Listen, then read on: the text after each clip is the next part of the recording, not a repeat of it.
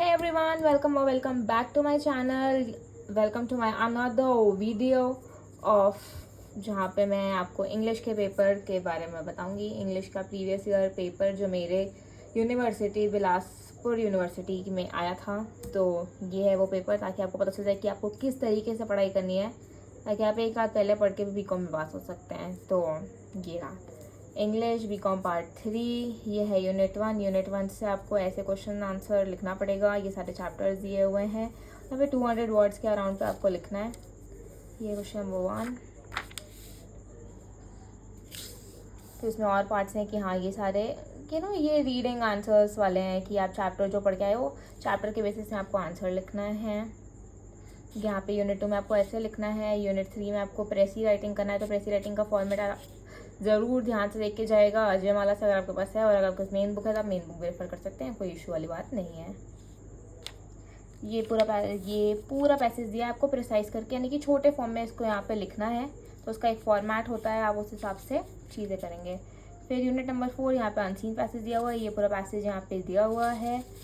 Passage के लिए आपको पैसेज रीड करना है, लेकिन उसमें एक छोटी सी टिप है कि आप पहले क्वेश्चंस पढ़ेंगे. क्वेश्चन पढ़ने के बाद आप पैसेज पे जाएंगे, ताकि आपको आंसर जल्दी से मिल जाए, ताकि पता रहेगा कि हाँ क्वेश्चन में ये पूछा है, उसका आंसर ये है. तो मैं आप डायरेक्टली जल्दी आंसर सॉल्व करते रहेंगे, इर्रिस्पेक्टिव कि आप पहले पैसेज पढ़ें और उसके बाद उसका आंसर लिखें. ठीक है, ये छोटी सी टिप है, आप इस पर ध्यान रख सकते हैं.